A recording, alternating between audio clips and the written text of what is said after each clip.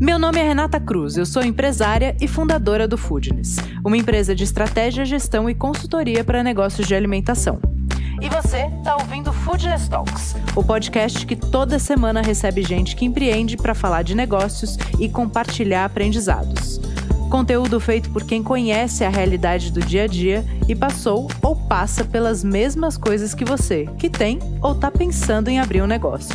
O Foodness Talks é um podcast para você que entende que empreender é muito mais do que glamour. É sobre sangue, suor e boletos. Mais um Foodness Talks. Bom, e se você acompanha a gente, você viu que a gente foi para a NRA para cobrir as tendências e novidades da maior feira de food service do mundo.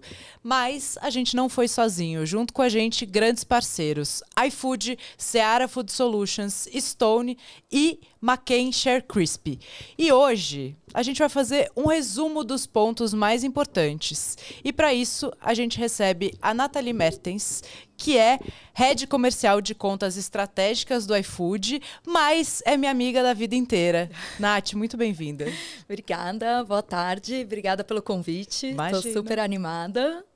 E vamos contar aí tudo que a gente viu lá. Tudo que a gente viu lá. Antes, para a galera entender o que você faz no iFood, quem você é, de onde você veio, conta um pouquinho da sua trajetória profissional. Tá. Basicamente, sempre trabalhei em empresas de tecnologia, Peixe Urbano, Groupon e tudo mais. Sempre fui apaixonada pelo mercado de gastronomia, então acho que, de certa forma, eu atraí a oportunidade no iFood. Estou lá há 8 anos, olhando sempre para contas nacionais, contas regionais, locais, focadas em food delivery. Hoje, meu principal desafio é fazer com que essas contas performem cada vez melhor, operem melhor, cresçam e também apresentar os novos produtos do iFood, porque o iFood hoje não é só delivery, né? É um ecossistema gigante, cada vez mais complexo, saindo também do mundo só online, agora indo para o offline, entrando no salão. E é isso que a gente faz. Muito bem. Basicamente, você cuida de gente que vende muito. É isso. Muito bem. Ona, qual foi, para você, a coisa que mais te chamou a atenção na NRA? Acho que a quantidade de soluções para restaurantes, porque dentro do iFood eu estou acostumada a olhar só para o delivery, só para o mundo online. Quando eu cheguei na feira, eu fiquei impressionada com a quantidade de soluções, não só de tecnologia, mas de produtos, de embalagens, tudo que envolve a complexidade de um restaurante, né? E o quanto esse ecossistema é complexo de operar e o quanto existem soluções para tudo. Então, assim, desde do que acho que a gente escuta falar mais, que são os robôs ou as máquinas, Sim. AI, tech embarcada nos equipamentos cada vez mais, mas até softwares acessíveis, inclusive para pequenos, né? Sim. Esse ano, por exemplo, é o 3º ano que a gente foi e me chamou a atenção porque tinha um pavilhão que, por exemplo, nos últimos anos não existia e esse ano ele foi aberto com soluções para pequenos e médios restaurantes, com muitos softwares, né? De gestão de funcionários, gestão de desperdício, gestão de produtividade. Então, o que me chamou a atenção é a quantidade mesmo de soluções, não só de tecnologia, de robôs, mas também de softwares para os pequenos e médios restaurantes. Muito bom. Eu queria falar de duas coisas que eu acho que elas se cruzam o tempo todo, e a gente fala muito da tecnologia como fim, né? Tipo, a tecnologia vai salvar a lavoura. E durante as palestras, eu sempre me dedico muito às palestras, né? Porque a gente vê as tecnologias, as soluções, os equipamentos, mas um monte de coisa a gente não consegue ter aqui. Então, eu fico sempre olhando as palestras para a gente entender muito a mentalidade, porque eu acho que o americano tem um lance de eficiência que a gente pode aprender muito, né? E aí, duas coisas me chamam muita atenção. Primeiro, que eles falam dos processos, de você mapear e entender os processos, fazer muito bem o básico e todo dia melhorar o básico para que a tecnologia possa te auxiliar. Porque às vezes as pessoas têm a impressão de que eu não cuido de desperdício porque eu não tenho uma máquina para controlar desperdício. Mas, na verdade, a gente não tem o hábito ou a disciplina de fazer isso. E aí, se você tiver uma máquina, você não vai fazer do mesmo jeito. Eu dei até o exemplo na palestra que a gente fez lá no iFood de pós-NRA. Eu botei uma bicicleta ergométrica no quarto cheia de roupa pendurada. Porque é isso, né? Se a gente não tem o hábito, eu comprei a bicicleta, beleza. Se você não tem o hábito, você não vai fazer. Você vê isso e também essa falta de hábito ou de disciplina também antes da tecnologia? Isso você entende? Ou até quando você conversa, visita os operadores, você sente que isso realmente é comum? Acho que sim, bastante. E é até algo curioso, porque quando a gente volta da NRA e vai fazer reuniões com os parceiros e tudo mais, eles perguntam e querem saber muito da tecnologia. Mas é isso, a gente olha para a operação e está vendo que eles não estão olhando o básico ainda antes de chegar na tecnologia. Então, o que você falou, por exemplo, do passo a passo, a gente vê, por exemplo, mas a padronização. Ou o robozinho, ele poderia substituir a minha mão de obra, que é um dos temas sempre mais críticos nos últimos anos. Sim. E aí a gente vê que quando a gente está lá, eles não estão falando de substituir mão de obra, né? Sim, não, em momento nenhum, né? Não, eles estão falando de complementar, assim, no que é repetitivo, no que é padrão. Mas se você não conhecer a sua operação antes, o que você pode criar um padrão, replicar e tudo mais, você também não vai conseguir colocar uma máquina ali para fazer o que você não sabe o que tem que ser feito. Sim. Então... E uma outra coisa, né? Eles falam muito de usar 100% do que você tem ali. Então, você precisa de uma máquina de vácuo, de um cortador de legumes ou de um forno combinado. Porque muitas vezes a gente investe na tecnologia e usa 10% da capacidade daquilo, né? Então, você está alocando recurso no lugar errado também. Eu até vi também em alguma palestra que eles falaram sobre isso. Quando você for escolher, de repente você quer ser o cara da inovação, você quer melhorar a produtividade, a otimização, mas você nem sabe se você vai usar tudo aquilo de uma vez. Sim. Então, primeiro, faz uma lição de casa de qual é o impacto versus o investimento e, preferencialmente, algum equipamento que você vai usar em mais de uma etapa, né? Ou mais de uma... Ou onde está seu principal gargalo para você comprar um equipamento ou uma solução tecnológica para solucionar o seu principal gargalo, né? Exatamente. E você não vai ter clareza, né, de qual é o seu principal gargalo se você não conhecer a sua operação e o que está gerando aquilo, qual é a oportunidade. Sim. Então, antes de chegar na tecnologia, você tem que conhecer bem a sua operação para entender onde está a oportunidade. Sim. E eles falam muito do uso de dados. Essa é uma outra coisa que me chamou a atenção e várias vezes eu vi várias pessoas repetindo que se você não tomar decisão em cima de dados, você está fora do jogo, que cada vez as margens são mais baixas, né? Às vezes a gente acha, no Brasil as margens são mais baixas. Não, as margens do nosso negócio estão mais baixas. Números importantes que eles trouxeram e que eu fiz uma pesquisa para o Brasil e que elas estão praticamente se espelhando aqui, foi a frequência caindo, porque a capacidade de gastos das pessoas está mais baixa, porque todos os custos de vida aumentaram e ninguém está ganhando mais, então as pessoas têm menos grana para gastar. Né? Então, tendo menos grana para gastar, elas estão buscando experiência. Então, a recorrência está mais baixa e aí você precisa trabalhar uma fidelização absurda, uma baita entrega de experiência, né, e de produto para que você faça o cara ficar mais dentro do seu restaurante ou gastar mais ou até ir mais vezes, mas sabendo que o número é mais baixo. Né? Então, eles fazem uma série de estratégias em cima disso. Então, isso é um acesso de dados, é uma decisão em cima de dados. Do mesmo jeito que eles começam a mapear assim, quanto tempo demora para fazer tal produto. Putz, então ele custa muito caro de mão de obra para mim, esse produto eu vou rever, eu vou facilitar, ou vou comprar um equipamento. Sistema é uma coisa que todo mundo reclama, né? O sistema é ruim. E aí eu estou devolvendo essa pergunta normalmente nas palestras que eu tenho feito, que é, beleza, quem está satisfeito com o sistema? 1, 2 pessoas levantam a mão. Aí a segunda pergunta é, quem diz para mim que o sistema está perfeitamente alimentado? Ninguém levanta a mão. Total. Normalmente é isso. Então, a gente também não está dando a importância que a gente precisa para o dado. E o dado, qualquer sistema, qualquer tecnologia é responsiva, né? A gente precisa alimentar. E aí, dentro disso, eu queria te perguntar, eu sei que o iFood tem a plataforma de back com um monte de informação relevante e importante para a tomada de decisão. As pessoas usam? Pouco. A gente leva bastante provocação, o time nas consultorias que a gente faz para os restaurantes, justamente questionando, eventualmente, por exemplo, ordenação de cardápio. Que é a ordem que os pratos aparecem no app. Exatamente. Hoje, ele já é dinâmico. Por exemplo, se você souber usar o portal do parceiro, você vai conseguir configurar que determinadas categorias podem aparecer só alguns dias, só em alguns horários.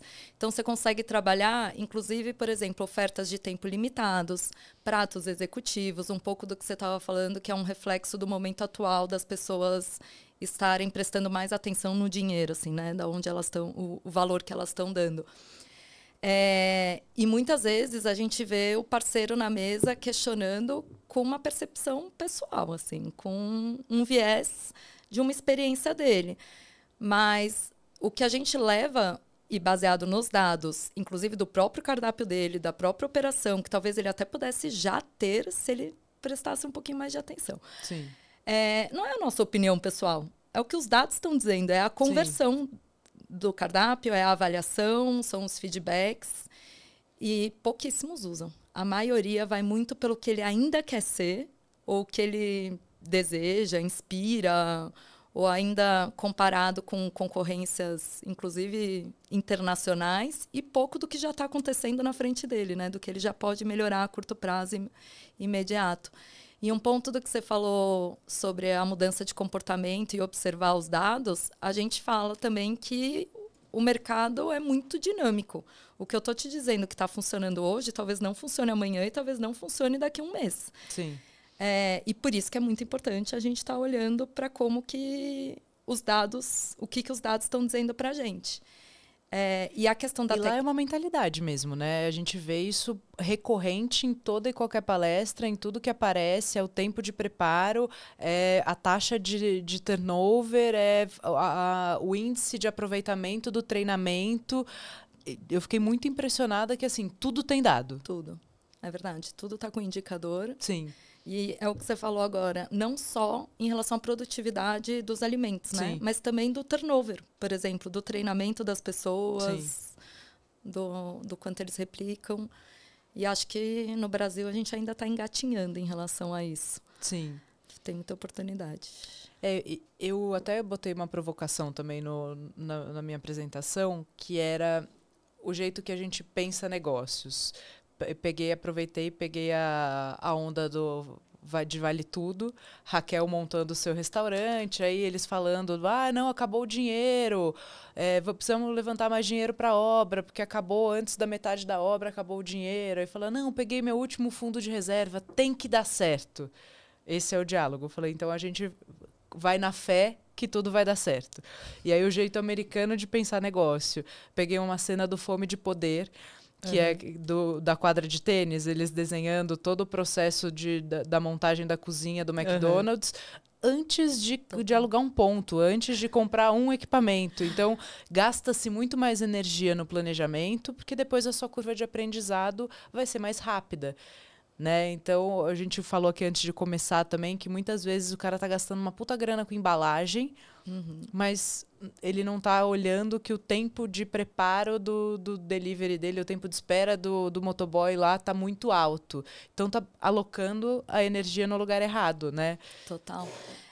E, por exemplo, lá na feira tinha um stand que, por exemplo, eles estavam se propondo a entregar uma inovação que, do lado do stand da Coca-Cola, não sei se você chegou a ver, que você pegava o hambúrguer, você fazia o pedido num totem de autoatendimento, saía um QR Code e depois você esperava dentro de uma mantenedora moderna, bonitinha e tudo mais, que abria quando estava pronto. É tipo uma caixinha, né? E aí quando está pronto, ela apita e você abre a caixinha com o seu código, que você recebe no celular, e aí você pega o seu pedido. Então, assim, na parte do backfront, pouquíssima intervenção humana, uma experiência super legal e inovadora, só que demorava 30, 40 minutos. Ou seja, eles focaram na parte do atendimento, onde também, às vezes, é algo mais sensível, né? Por causa da hospitalidade, por causa da conexão humana e tudo mais. Sim. E na retaguarda, provavelmente, eles estavam ali nadando, assim, porque claramente não estava funcionando da maneira. E aí a sua experiência fica também... É ruim, né? Fica negativa. Sim, ainda mais quando você... Eu passei exatamente por isso na vida real. Tem uma operação no Shopping Morumbi que tem essa proposta de ser mega tecnológica. Você faz o pedido no totem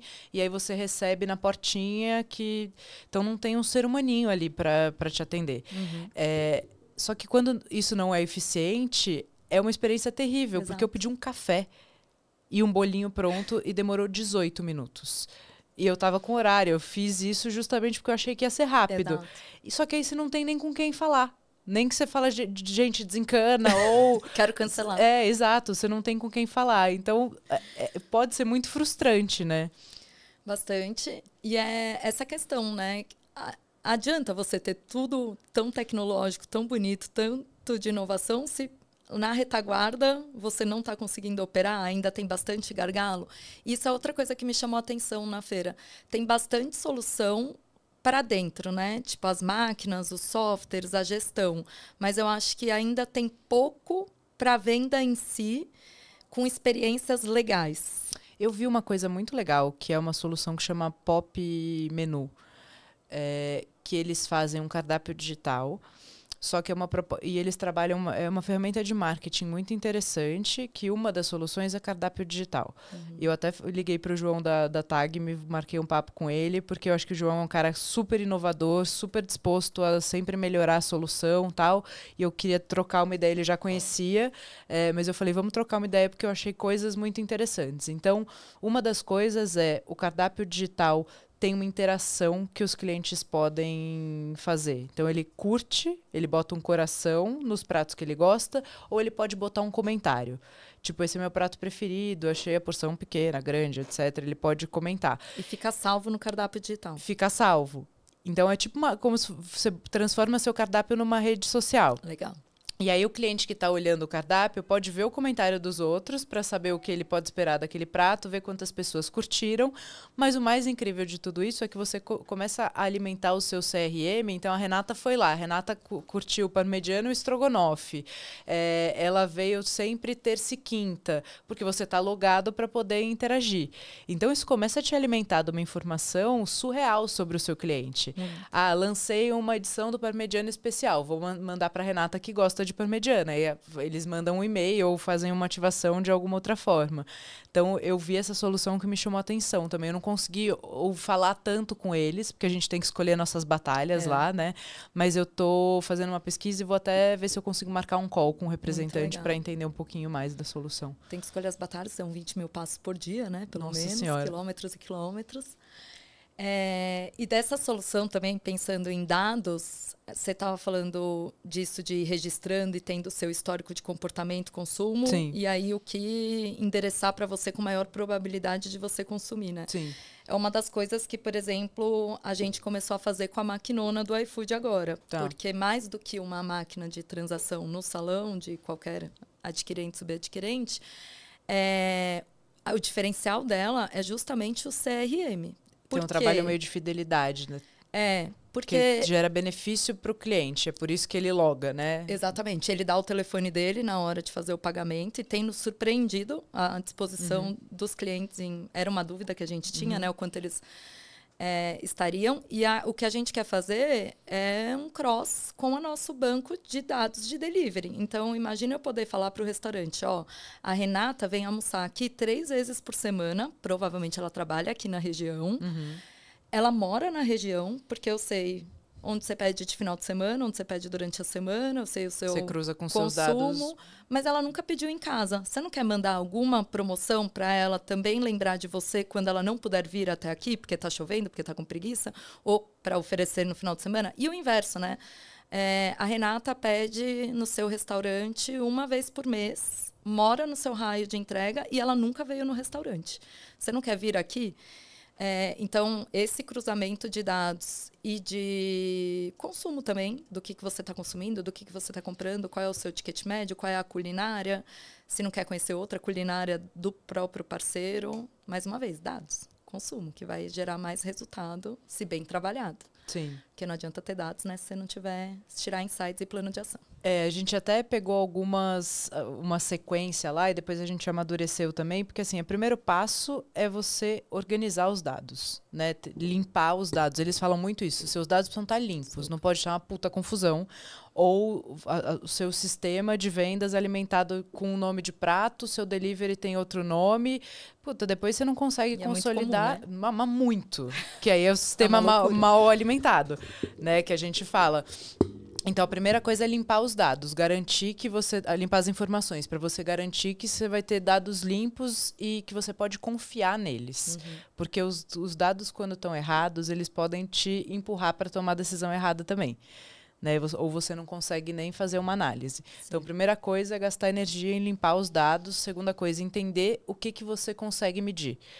Porque quem ainda não faz trabalho nenhum, começa pelo começo, né? Vai aos pouquinhos, ganha tração, pega um indicador, mede esse indicador, entende o que você vai fazer com ele, desenha propostas ou processos ou fluxos para melhorar o resultado desse indicador, implanta, treina, capacita, gasta energia naquilo, fala, eu preciso reduzir o tempo do meu prato mais vendido. Beleza, isso vai te tomar um tempo, né? Até isso acontecer de fato, né? Do começo ao fim dessa jornada, deu certo. Reduzimos em 2 minutos o tempo de preparo médio desse prato.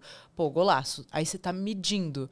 Aí você consegue mostrar para a sua equipe que isso traz resultado. Né? Então, envolver o time também. Eles falam o tempo todo sobre isso. Ele fala que quem tem mais interesse em dado é quem está operando.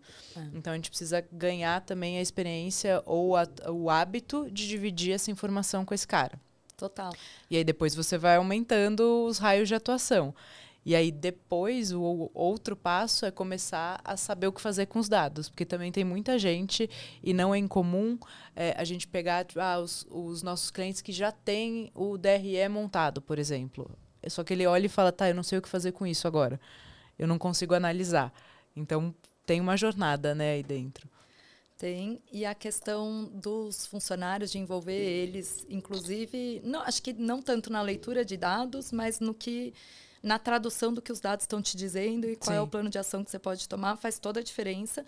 E é parte do que eu vi eles falando lá sobre quando você embarca a tecnologia no seu restaurante, não necessariamente é para substituir a mão de obra, pelo contrário.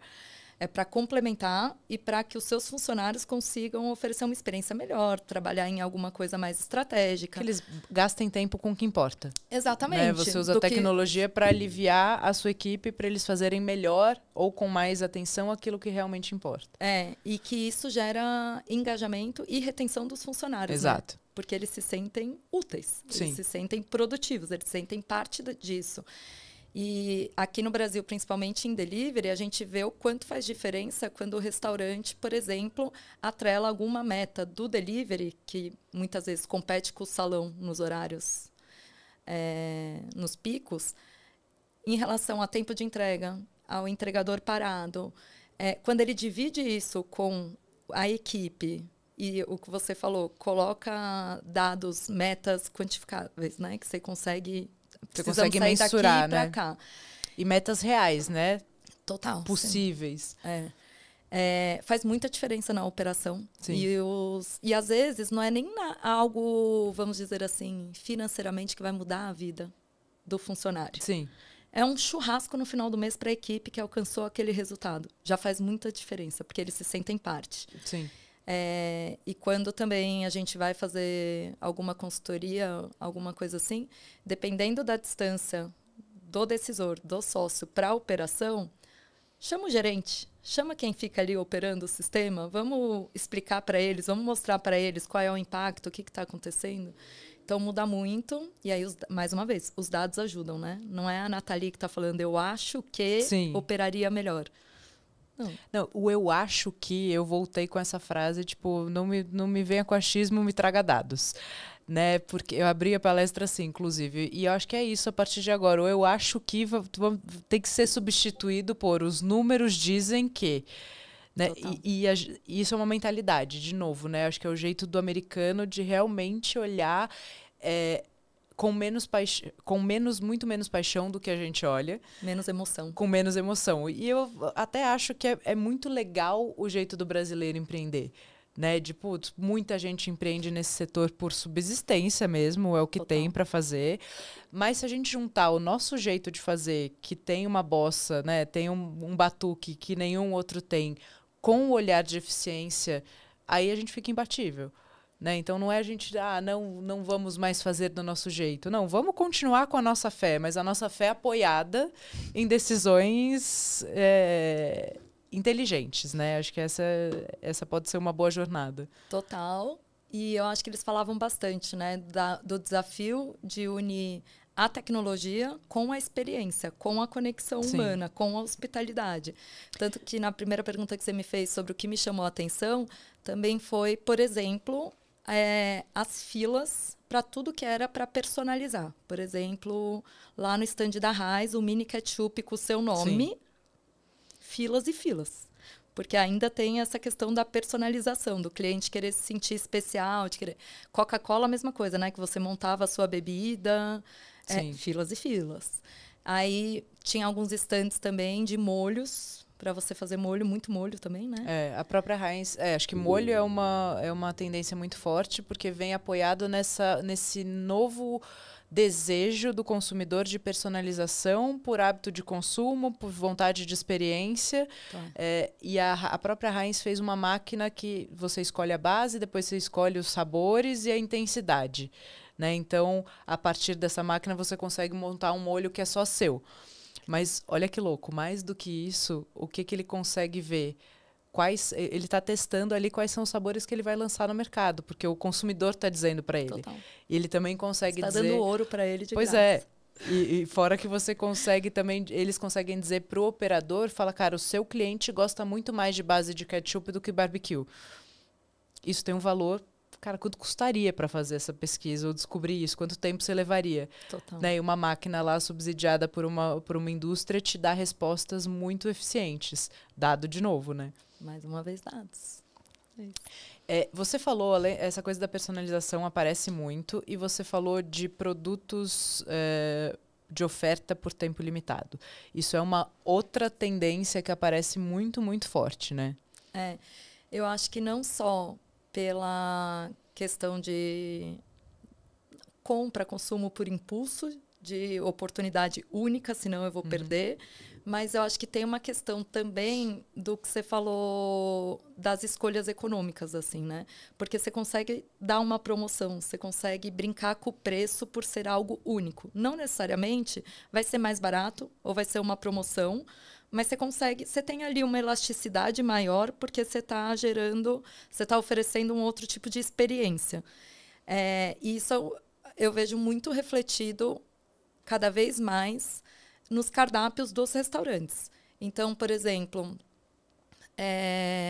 o prato executivo, que já é muito clássico, né, e tradicional, mas ele já tem um preço reduzido na hora do almoço, de segunda a sexta, o que faz com que tenha menos impacto na frequência, por exemplo. Porque daí, talvez você não compre o prato pelo preço original todos os dias da forma que você comprava. Mas, de repente, você está disposta a comer um pouquinho menos de segunda a sexta na hora do almoço e pagar um pouco menos por aquilo.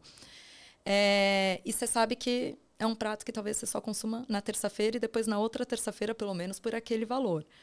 Algo que ou o prato do mês, ou o prato da semana. Tem várias formas de fazer isso. Novidade, né? Sim. E, para além disso, é uma forma muito eficiente de levantar informação e de testar novos pratos.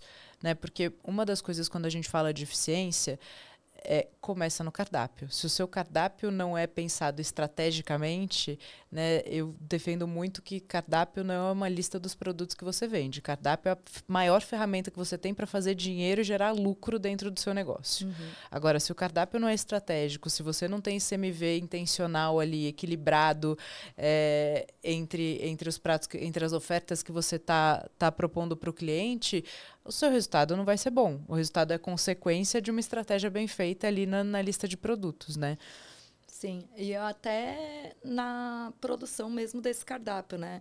Às vezes tem restaurante que tem um cardápio super extenso, várias criações super legais, mas que nem vendem e quando entram na cozinha quebra o cozinheiro, né? Sim, quebra o fluxo de O produção. processo. Será que vale a pena ter aquele prato? Não, não vale com certeza. Aquela produtividade, mas tá ali bonito na foto. E eventualmente, sem esse exercício, sem essa lição de casa sobre o cardápio, você está prejudicando toda a operação, o custo, o risco, aumentando a chance de erro. E aí você fica lá controlando o CMV, mas na verdade o seu cardápio não te dá a possibilidade de uma melhoria de CMV, né? E aí, engenharia de cardápio é um tema, eu não sei se você ouviu falar disso, mas eu que fiquei nas palestras, ouvi assim, várias vezes. Que dados para eles vêm de estratégia. Estratégia para cardápio, eles chamam de engenharia de cardápio. Sim. Inclusive, eu vi eles falando mais sobre, por exemplo, preços dinâmicos, né? No cardápio. Dependendo do dia, do horário, a elasticidade que tem. Eu acho que no Brasil ainda está um pouco distante disso. Mas é algo que parece que eles já estão um pouco mais avançados em relação a isso. Antes do almoço, depois do almoço, à tarde. E mudando o preço de acordo com a oferta e demanda, né? Quando Exato. você tem menos volume de gente frequentando, você faz benefícios de preço para atrair gente nesses horários. E o que você comentou de ser uma boa oportunidade para testar novos produtos, cardápio, semana passada eu fiz reunião com um parceiro no Rio de Janeiro e aí ele comentou que, por exemplo, é uma culinária saudável que vende bowls, mas um dos pratos mais vendidos hoje é feijoada, que não é nada, assim, ele nunca imaginou que fosse um dos pratos mais vendidos, dado que as pessoas associam ele à comida saudável, leve e tudo mais. E o prato entrou no cardápio porque na última Copa ele fez os pratos de acordo com os países. E o que mais vendeu, e continua, e ainda mais no Rio de Janeiro, né? Que a temperatura é um pouco maior e tudo mais, foi a feijoada. E até hoje é um dos pratos mais vendidos. E talvez ele não tivesse testado, ou ele não tivesse colocado, se não fosse uma oportunidade ocasional, por exemplo, por uma campanha de Copa do Mundo, marketing sazonal, qualquer coisa assim. E aí isso diz sobre o cliente dele, os desejos, e aí ele também tem que falar, bom, legal, o que mais eu posso tirar dessa informação, né? Mas, de novo, dado. E falando nisso, gente, engenharia de cardápio, a gente vai ter um MAP dia 29 e 30 de julho. São 2 dias, grupos pequenos, máximo 20 pessoas. Então, garanta a sua vaga. Vamos deixar o link aqui nesse episódio. Imersão, 2 dias, só com gente bacana para você construir a estratégia de engenharia de cardápio do seu negócio, entender o que é e construir a sua, validar o seu plano de ação com o grupo que está lá para você sair com tudo pronto e implantar na sua operação. O último grupo a gente mediu, já teve resultados muito bacanas. Então lembra, cardápio é estratégia e para fazer o seu negócio dar dinheiro, você precisa olhar para isso como uma ferramenta poderosa de fazer dinheiro dentro do seu negócio. Bom, para além disso, esse merchan que eu puxei aqui, eu queria falar de um produto, na verdade, que nós duas gostamos e que, para mim, é um reflexo de eficiência bizarro, que é o Goddard's and the Baker, que é onde a gente toma café da manhã lá quase todo dia. E que é uma operação muito simples, mas com várias opções, né? Então, você pode ir lá todo dia sem repetir o que você come no café da manhã e sem ter a sensação de que tudo tem o mesmo gosto ou a mesma cara. Está sempre lotado. E o serviço e o atendimento é muito rápido, né? É tudo bom, tudo correto, tudo sempre do mesmo jeito e o serviço é muito rápido. Queria que você contasse as suas percepções, o que você já observou com esse olhar de eficiência ali. Acho que antes da eficiência, o que me chama a atenção nele e em outros lugares, principalmente nos Estados Unidos, é o quanto as vitrines são mais coloridas do que no Brasil, né? Então, você olha e dá vontade de comer. Aqui no Brasil, ou é uma foto muito artificial, ou é aquela vitrine mais opaca de salgados. Tipo, sempre meio monocromático. O enrolado, a coxinha, tudo bege. Lá, principalmente, o que me chama a atenção é o bolo colorido, os cupcakes, tudo com muita... desperta muita vontade. Eles usam food porn presencial, né? Você fica ali na fila, aí você já fica olhando aquilo, você fala, eu quero um desse.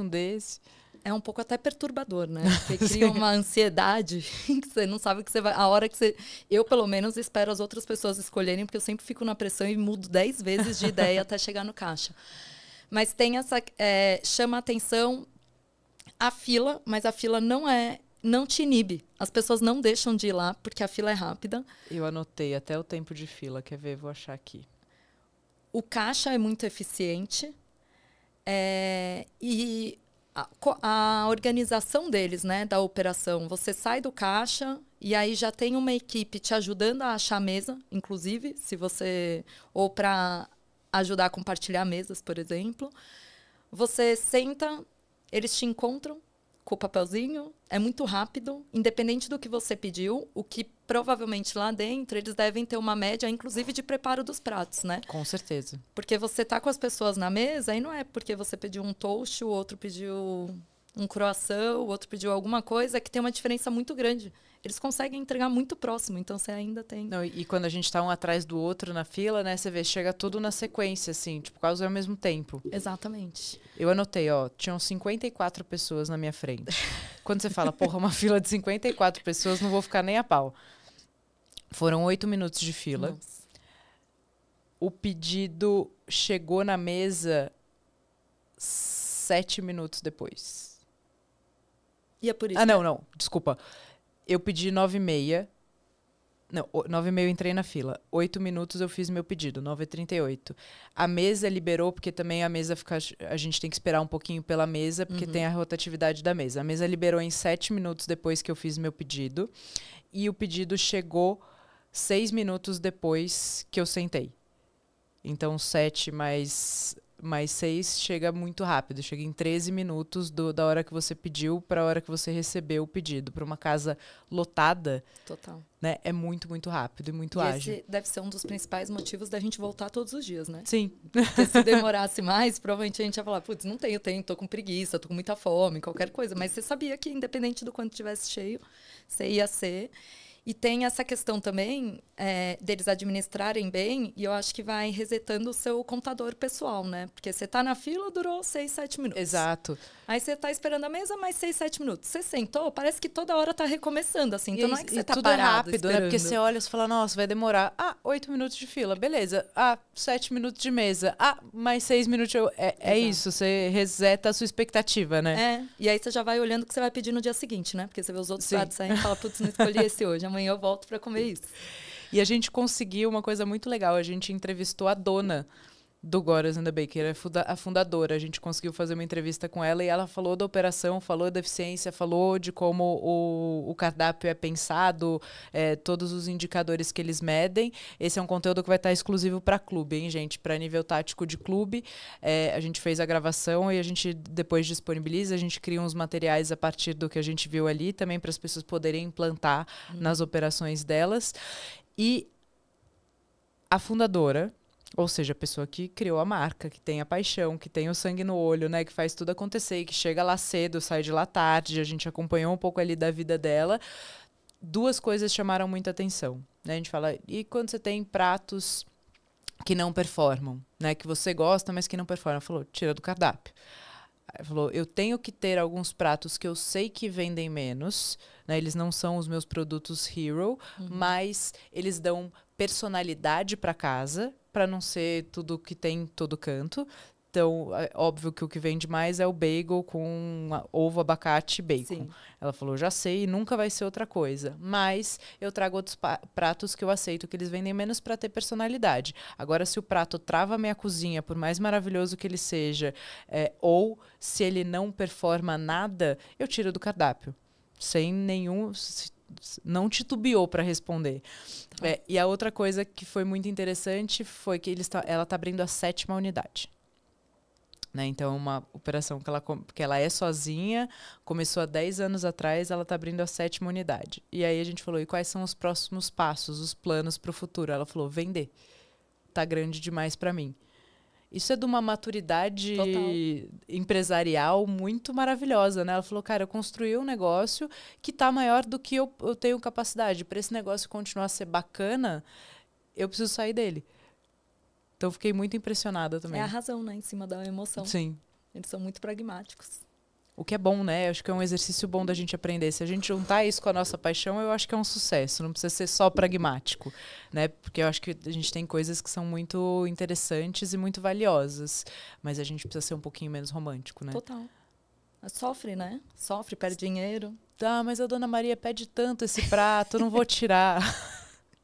Não, agora eu gastei todo o meu fundo, vai ter que dar certo. Exato. Deus é brasileiro. Deus é brasileiro. Deus tá ali e fala, querido, me ajuda a te ajudar, pelo amor de Deus.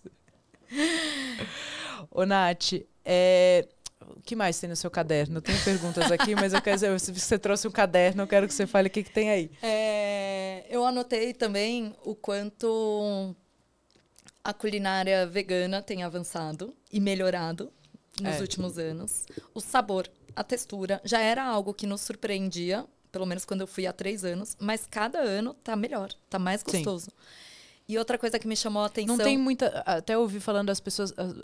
de plant-based não tem tanta coisa que nem nos outros anos. E a minha percepção é exatamente igual à sua. É que não tem volume de novas coisas, porque já é. Né? Já é uma realidade, mas a evolução de sabor, textura, qualidade, derretimento de queijo. A gente viu um queijo de aveia que gratina. Tão bizarro. Demais. Sorvete de lentilha, né? Que a gente até comentou lá. Igual do McDonald's. Sim. Uma e textura e sabor... totalmente vegano, a textura, a máquina. E uma caixinha, né? Que você joga na máquina. A máquina faz o sorvete vegano. Muita coisa proteica, né? Tipo, granola proteica, adoraria que estivesse. Nunca vi no Brasil. Tem uns meninos que fundaram uma marca que nasceu até dentro da Lynx, da faculdade de empreendedorismo. Sim. Eu não lembro como chama, mas eles têm tipo um Nescau Balls vegano. Acho que eu já vegano vi um cereal, não, né? É um cereal proteico. É isso. Me chamou a atenção isso, assim, muita coisa ligada ao aumento de consumo de proteínas. Acho que seja pela saudabilidade, seja por interesses pessoais, mas lentilha, cogumelo, uma oferta um pouco maior e muito gostosa. Outra coisa que também me chama a atenção todos os anos é a questão da variedade de bebidas, inclusive enlatadas, alcoólicas, não alcoólicas principalmente. E o não alcoólico, né? Ganhando uma força muito grande. Inclusive, em uma palestra também falaram, por exemplo, sobre a tendência das bebidas com THC. Porque com as novas... Você provou? Não. Eu provei. E aí? Cara, dá um balão.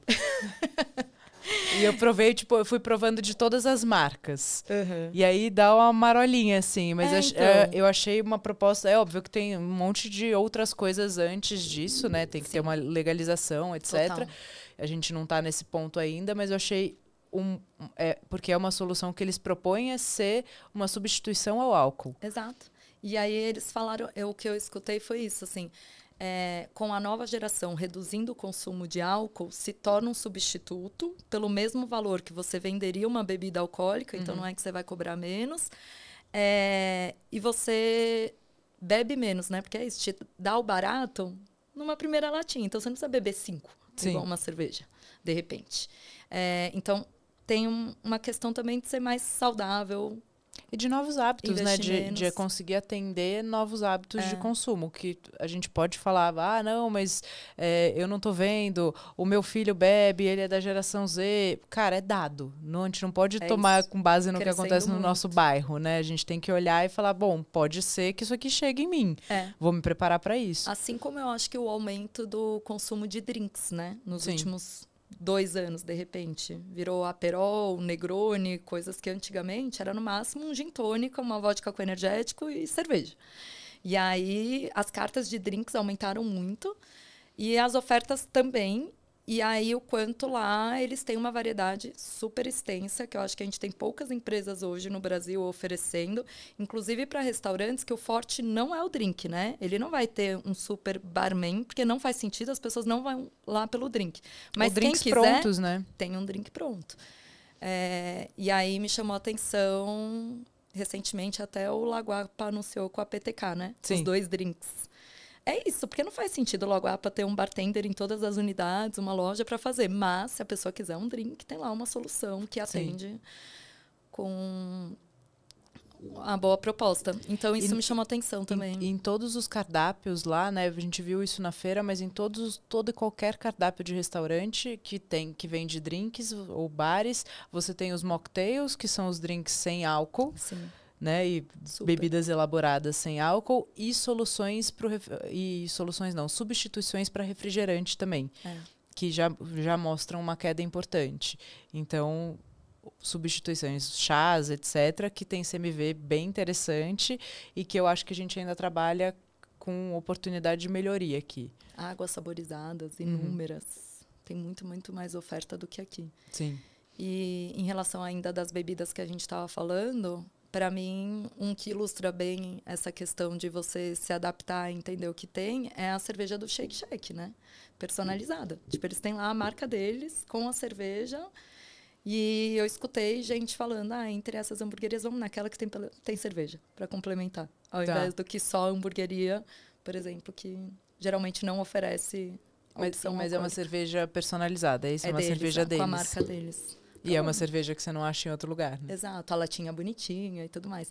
Que isso é outra coisa que eles falaram sobre tendência, que depende de inúmeras variáveis, por exemplo, da bebida com THC, mas eles comentaram do quanto o mercado ainda vai transformar muito, porque as latas ainda são muito infantis, né? Todas com bichinhos coloridos e tudo mais. E as grandes indústrias ainda não entraram.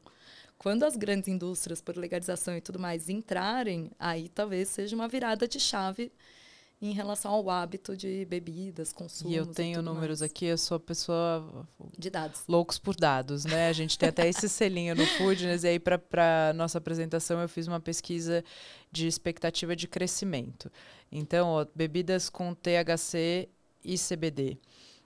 Primeiro TRI de 2025 já é um mercado de 54,6 milhões, um aumento de 15% em relação a 2024.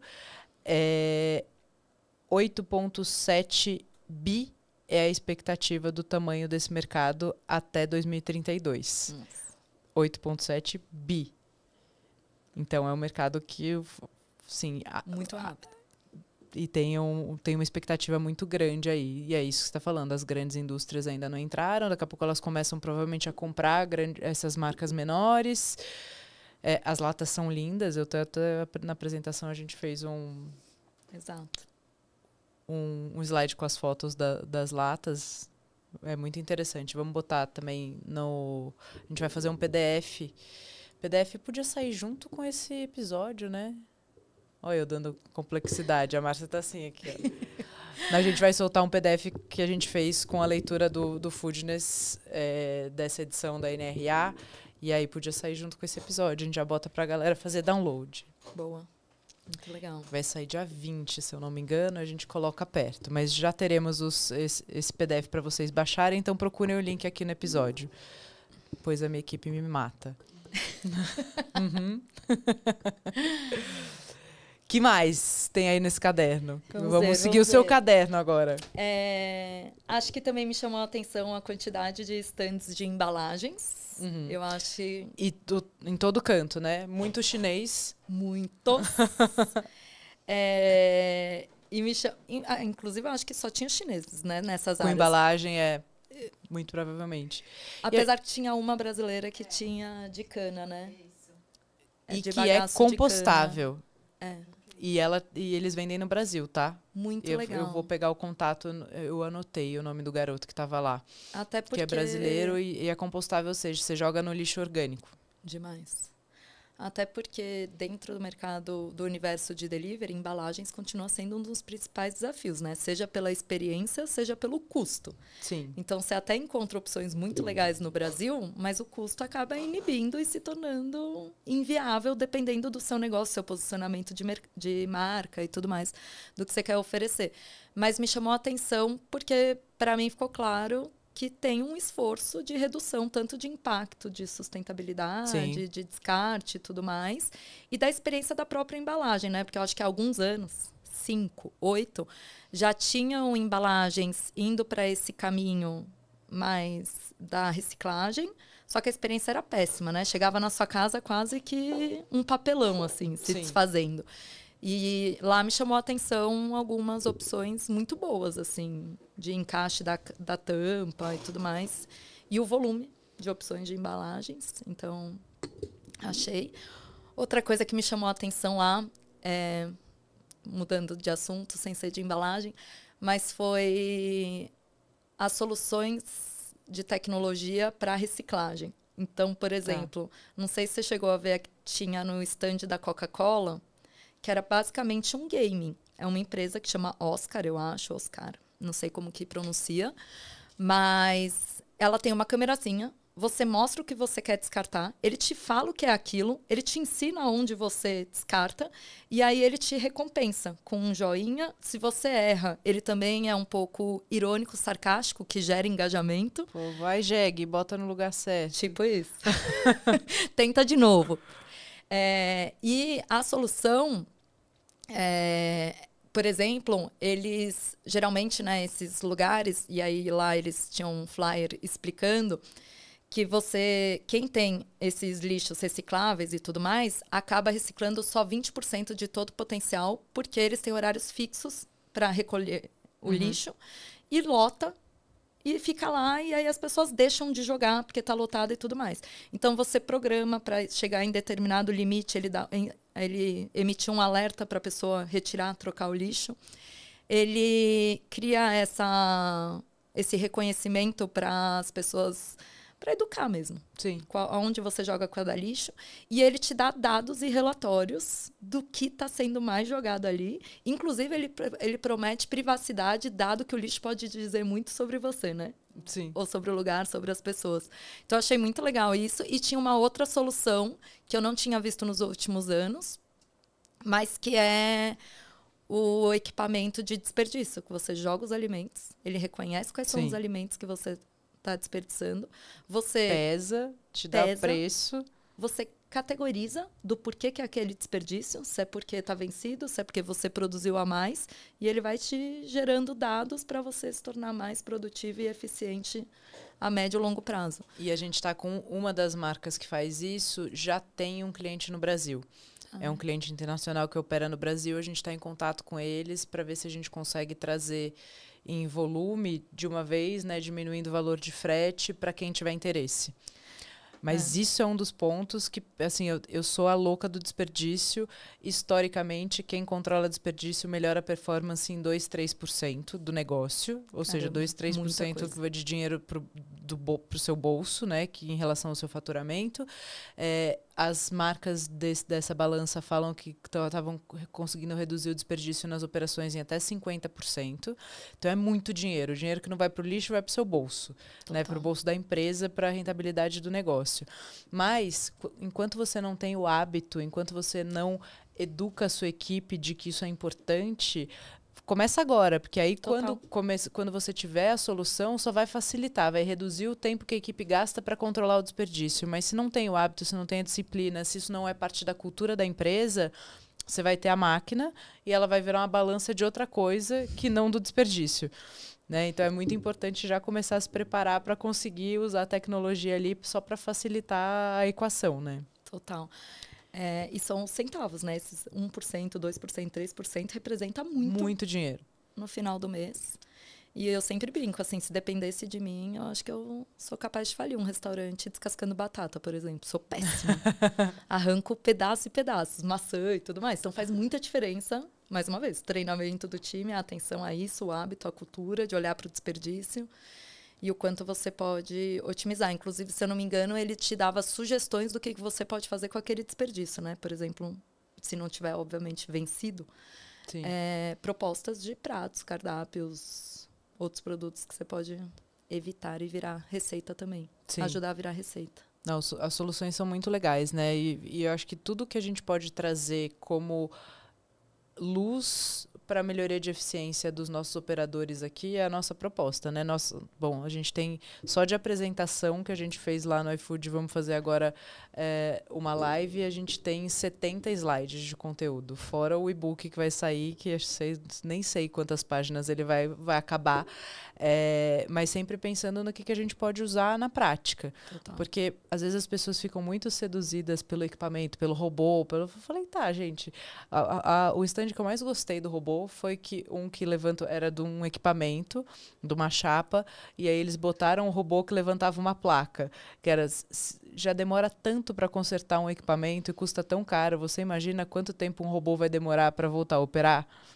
E eu achei uma provocação muito interessante, né? Falar, tá, legal isso, vai chegar, vai melhorar. Assim como a gente viu a evolução do plant-based, também esses equipamentos vão ficar menores, vão ficar melhores, vão ficar mais fáceis de fazer manutenção.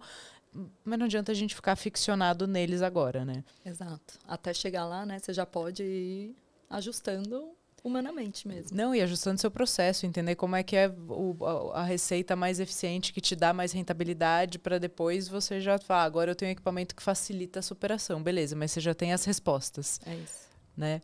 E falando ainda de embalagem, me conta um negócio. Embalagem é sempre um tema polêmico, né?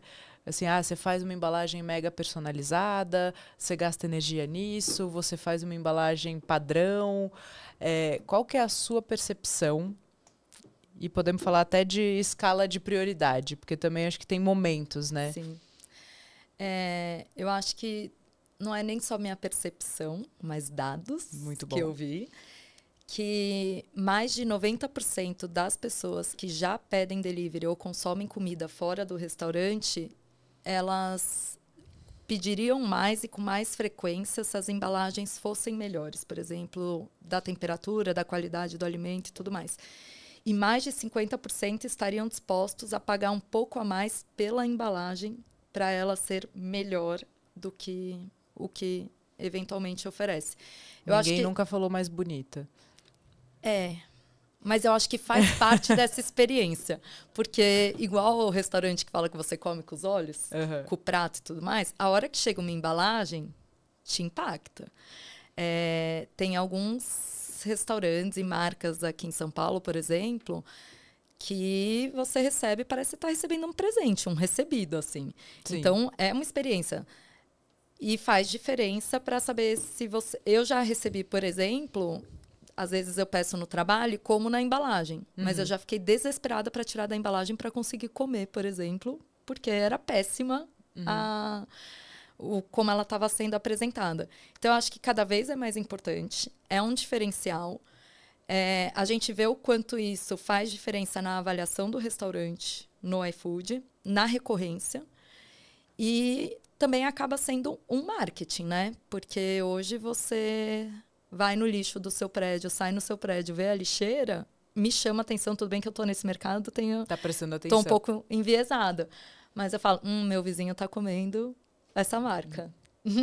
Fulano está consumindo tanto.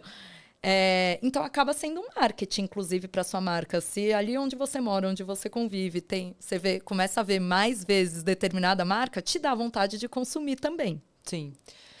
Mas eu sei que tem um desafio. Eu acredito nisso também. Eu acho que a embalagem é super importante, mas ela começa na importância de segurança alimentar, qualidade e não virar, não tombar, não sei o quê, manter temperatura.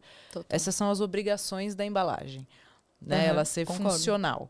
Então, primeiro passo, beleza. Você precisa testar. Então, você pode começar com a embalagem sem ser personalizada para ver se você tem a melhor solução. Né? Putz, eu vou investir energia primeiro vou fazer um adesivo bonitinho numa embalagem padrão, vou ver se ela me atende, ou vou testar uma embalagem sem precisar personalizar 3 mil, 5 mil, 10 mil embalagens. Vou testar, vou validar, vou botar um selinho, vou botar uma cinta, vou fazer uma graça aqui para a experiência do cliente ser legal.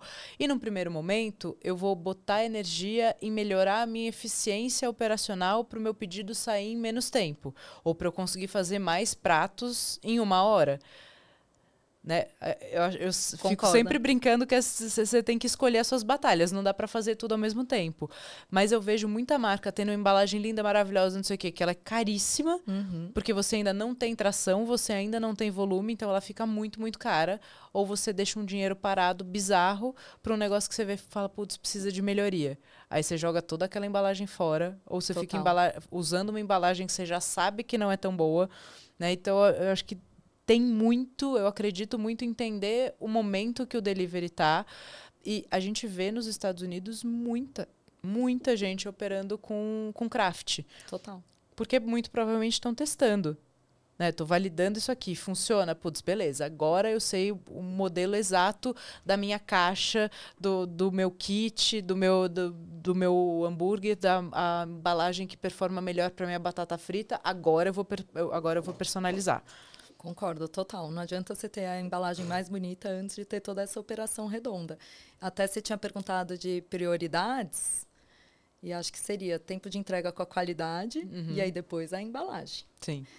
Você está com fome. Você quer comer, você quer que a comida chegue rápido e gostosa. Demorou 1h30, chegou a embalagem linda, você fala, foda-se que tá linda a embalagem, você tá puto. É isso. Inclusive, a gente tem um dado no iFood, que às vezes é polêmico, que os clientes preferem ou valorizam mais que a comida chegue dentro do horário prometido do que ela esteja mais gostosa do que ele esperava, por exemplo. Ele prefere que você cumpra com a sua promessa de entrega do que você fale, não, mas eu te mandei uma sobremesa a mais. Não, mas é porque demorou um tempo para preparar. Então, na escolha, cumpre o que você está prometendo. Sim. E as avaliações tendem a ser maiores, não necessariamente pelo sabor, vamos dizer assim, a qualidade sempre, né? Sim. Acho que é inegociável. É inegociável e tem base, né?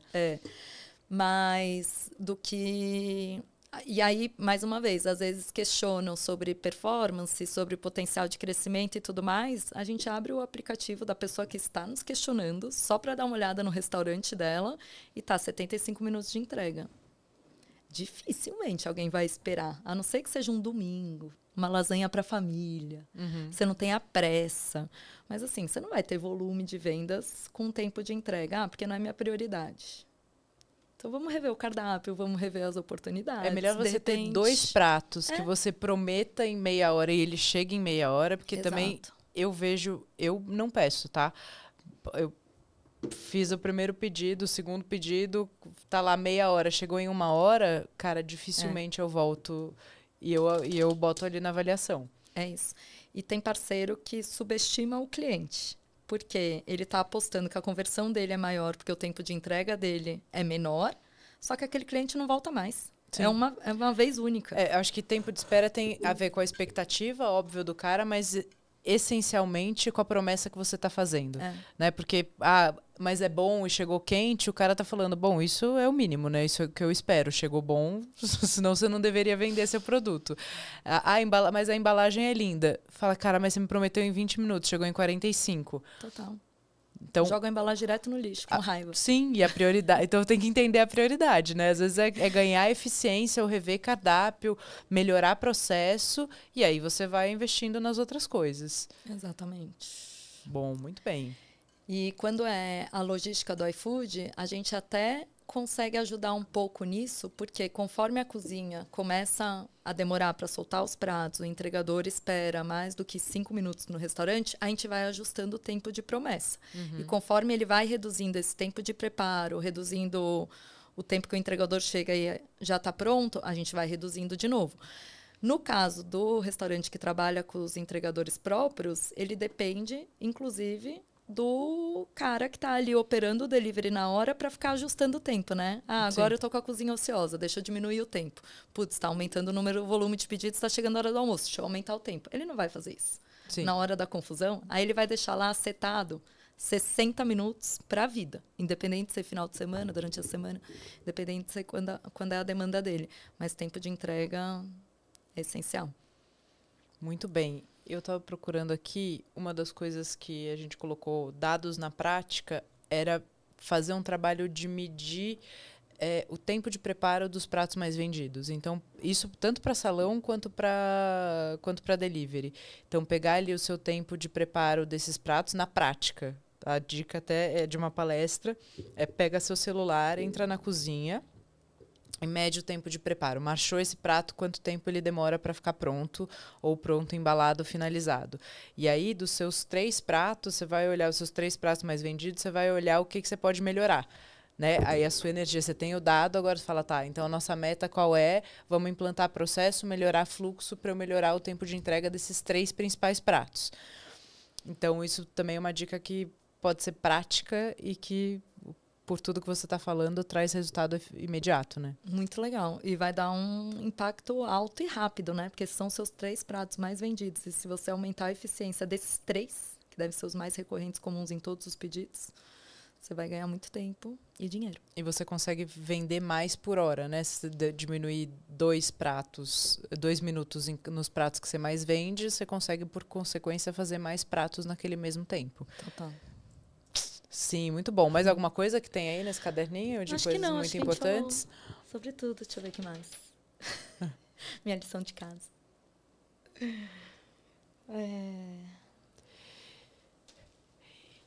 Eu acho que para fechar, então, eu vou falar uma construção que a gente fez aqui. Tem várias frases interessantes que eu fui pegando. Algumas eu sei de quem falou, outras se perderam, porque é tanta anotação que a gente faz.